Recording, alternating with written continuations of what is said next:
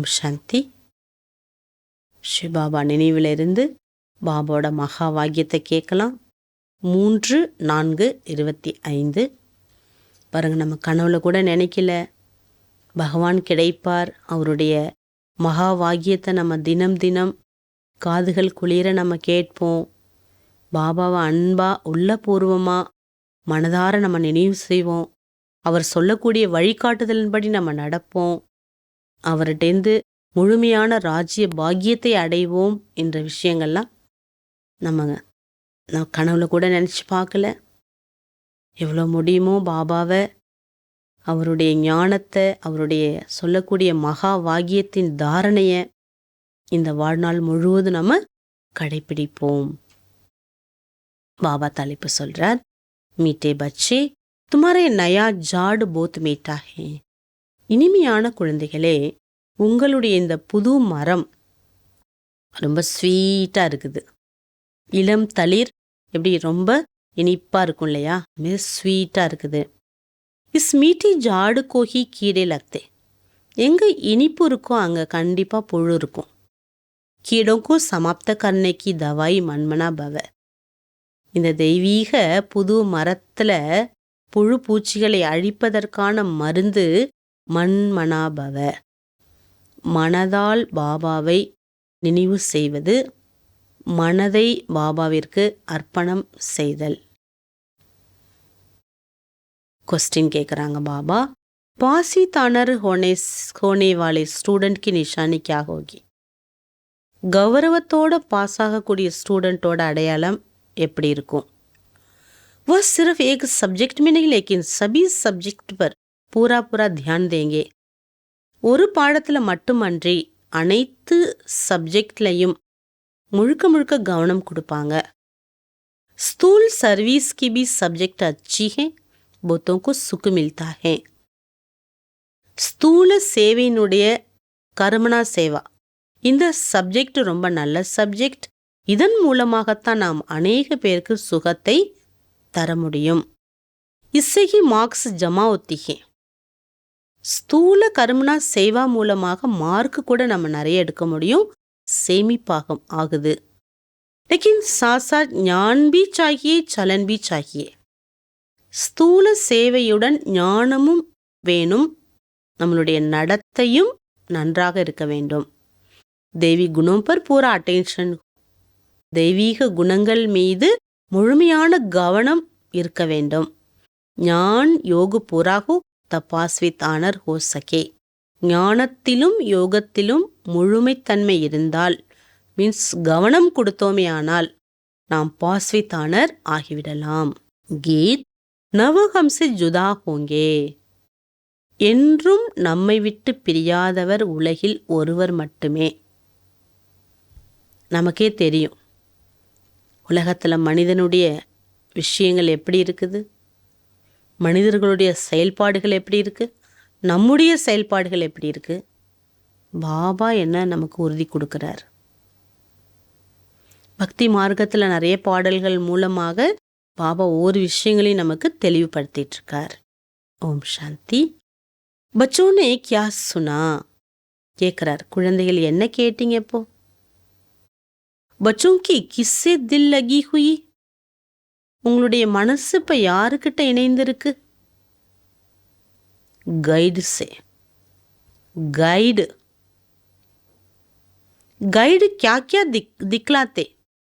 Guide உங்களுக்கு என்னென்னலாம் காண்பிச்சிருக்காரு? சொர்க்கமே ஜானே கா கேட் திக்லாத்தே. சொர்க்கம் போறதுக்கான கேட்டை வழியை காண்பிச்சிட்டார். बच्चों को नाम भी दिया गेटवे टू हेवन. சொர்க்கத்தின் நுழைவாயில் என் குழந்தைகள் அப்படிங்கிற பெயரையும் கொடுத்துட்டார். சொர்க்க கா ஃபாட்டக் கப் குல்தா ஹே. சொர்க்க வாசல் எப்பொழுது திறக்கப்படுது? அபி தோ ஹெல் ஹெவன் கா ஃபாட்டக் கோன் கோல்தே ஹே கப். இப்ப நரகம். ஸ்வர்க்கம் என்பது என்ன? எப்பொழுது சொர்க்கவாசல் திறக்கும்? தும் பச்சே ஹி ஜான்தே ஹோ. இந்த அத்தனை கேள்விகளுக்கும் பதில் உங்களுக்குத்தான் தெரிகிறது. तुमको सदैव खुशी रहती है। हेवन में जाने लिए रास्ता तुम जानते हो.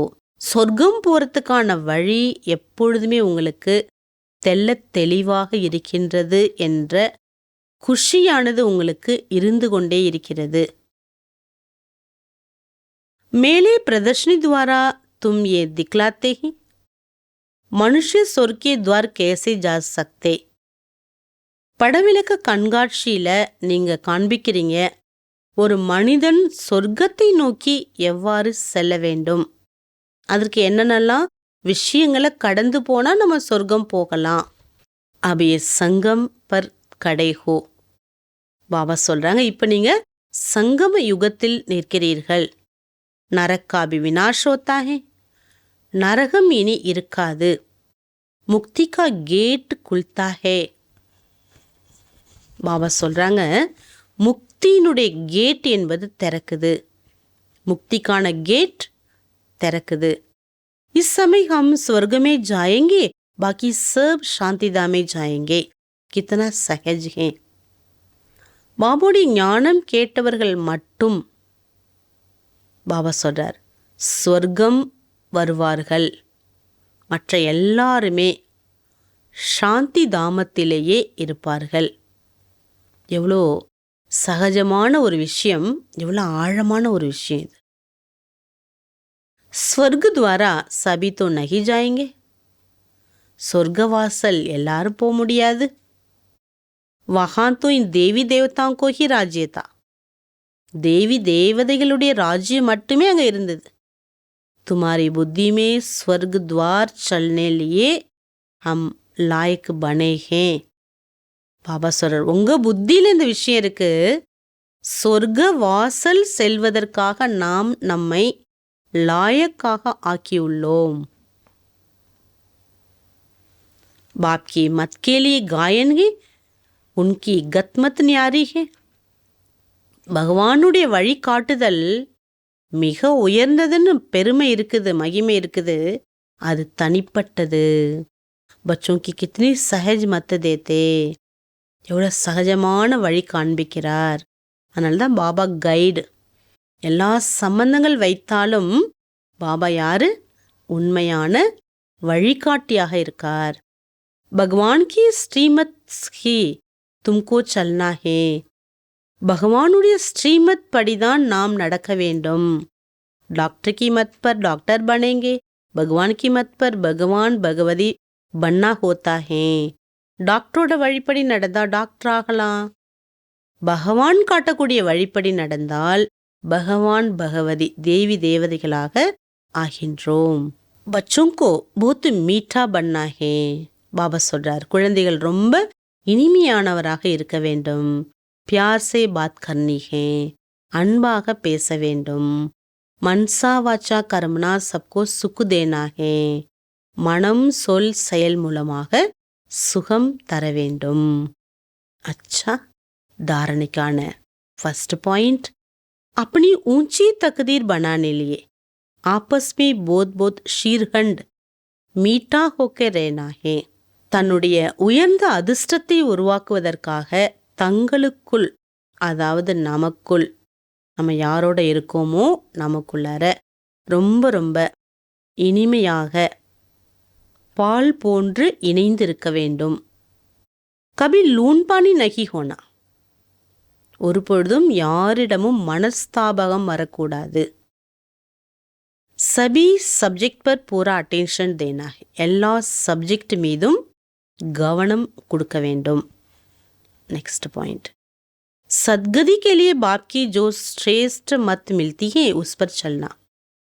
சத்கதி அடைவதற்காக பாபா என்னெல்லாம் உயர்ந்த வழிமுறைகளை கொடுத்துள்ளாரோ அதன்படிதான் நம்ம நடக்கணும். சப்கோ சிரேஷ்ட மத்திகி சுனானிகே. எல்லாருக்குமே உயர்ந்த வழியை காட்ட வேண்டும். ஸ்வர்கமே ஜானேகா ராஸ்தா திக்கானா ஹே. ஸ்வர்க்கம் செல்வதற்கான வழியை காண்பிக்க வேண்டும். பாபாவுடைய வரதானம், ஹர் ஆத்மா கோ ஹிம்மத் उल्लास दिलाने वाले रहमदिल विश्व कल्याणकारी भव. ஒவ்வொரு ஆத்மாவிற்கும் தைரியத்தையும் உல்லாசத்தையும் கொடுக்கக்கூடிய கருணை உள்ளம் உடைய உலகத்திற்கு நன்மை செய்யக்கூடியவர் ஆகுங்கள். कभी भी ब्राह्मण परिवार में किसी कमजोर आत्मा को तुम कमजोर हो ऐसा नहीं कहना. பிராமண குடும்பத்தில் யாரையும் பார்த்து நீங்கள் என்ன ரொம்ப வீக்காக இருக்கீங்களே அப்படி கேட்காதீங்க. आप रहमदिल विश्व कल्याणकारी बच्चों के मुख से सदैव हर आत्मा के प्रति शुभ बोल निकलने चाहिए. நீங்கள் கருணை கடலோட குழந்தை, விஸ்வ கல்யாணக்காரி குழந்தைகள், உங்க வாயிலிருந்து ஒவ்வொரு ஆத்மாவிற்கும் சுப வார்த்தை வெளியாக வேண்டும். தில் சிக்கஸ்த் பனானே வாலே நகி. அனைவருக்கும் மனதிற்கு துக்கம் கொடுக்குற மாதிரி அல்லது நோகிற மாதிரி, சோர்வாகிற மாதிரி, தைரியத்தை இழக்கிற மாதிரி வார்த்தைகள் பேசக்கூடாது. कोई चाहे कोई कितना भी कमजोर हो उसे इशारा शिक्षा भी देनी हो, पहले समर्थ बनाकर फिर शिक्षा दो. யாரிடமாவது குறை குற்றங்கள் இருந்தால் அவர்களுக்கு நீங்கள் கல்வி கொடுப்பதுடன் முதலில் அவர்களை சக்திசாலி ஆக்குவதற்கான கல்வி கொடுங்க. पहले धरती पर हिम्मत उल्लास का हल चलाओ, फिर बीज डालो, फिर सहज हर चीज का फल निकलेगा. முதல்ல இப்படி ஒரு விதை போடணும்னா நிலத்தை என்ன பண்ணுறோம், பண்படுத்துகிறோம். பண்படுத்தி நிலத்தை உழுது அதுக்கு பிறகு விதை போட்டாதான் அந்த விதையிலிருந்து பலன் வருது. அந்த மாதிரி முதல்ல நீங்கள் தைரியம் கொடுங்க, உல்லாசம் கொடுங்க. அதுக்கு பிறகு நீங்கள் அவங்களுக்கு நல்லது சொன்னீங்கன்னா அதை எடுத்துப்பாங்க. இசை விஸ்வ கல்யாண் கி சேவா தீவிர ஹோ ஜாயேகி. இந்த மாதிரி நம்ம நடந்துக்கிட்டோம்னா உலக நன்மைக்கான சேவை அதிவேகமாக நடைபெறும். ஸ்லோகன். பாப் கி துஹாயே லேத்தே ஹுயே சதா பர்பூரத்தா கா அனுபவ் கரோ. பாபாவின் ஆசீர்வாதங்களை எடுத்துக்கொண்டே சதா நிறைந்த தன்மையின் அனுபவத்திலேயே இருங்கள். பாபா அவ்யக்த இஷாரா கம்பைன்டு ரூபத்தோட நினைவால் சதா வெற்றியாளர்களாக இருக்க. सदा हर कर्म करते हुए अपने को कर्मयोगी ஆத்மா அனுபவ் கரோ. சதா ஒவ்வொரு செயல்பாடுகளை செய்தாலும் நான் கர்மயோகி ஆத்மா, அந்த சுமானத்தின் அனுபவம் செய்யுங்க. कोई भी कर्म करते हुए याद भूल नहीं सकती.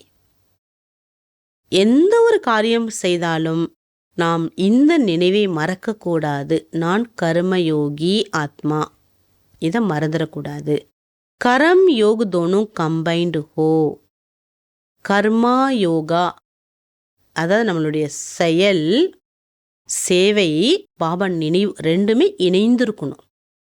जिसे कोई जुड़ी हुई चीज को अलग नहीं कर सकता ऐसे कर्मयोगी बनो. எப்படி ஒரு சேர்ந்திருக்கக்கூடிய ஒரு பொருளை இணைந்திருக்கக்கூடியதை பிரிக்க முடியாதோ அதே போல நீங்களும் கர்ம யோகியாகவே இருங்கள். பாபா நினைவும் சேவையும் ஒன்றாக இருக்கணும், தனியாக பிரியக்கூடாது. அந்த மாதிரி நம்மளுடைய ஸ்மிருதி நம்ம பக்கா பண்ணணும். நான் ஆத்மா, கர்மயோகி ஆத்மா அப்படிங்கிறத ஒரு நாளைக்கு எவ்வளோ முடியுமோ 108 முறை குறைஞ்சது நம்ம ப்ராக்டிஸ் பண்ணி பார்ப்போம். ஓம் சாந்தி.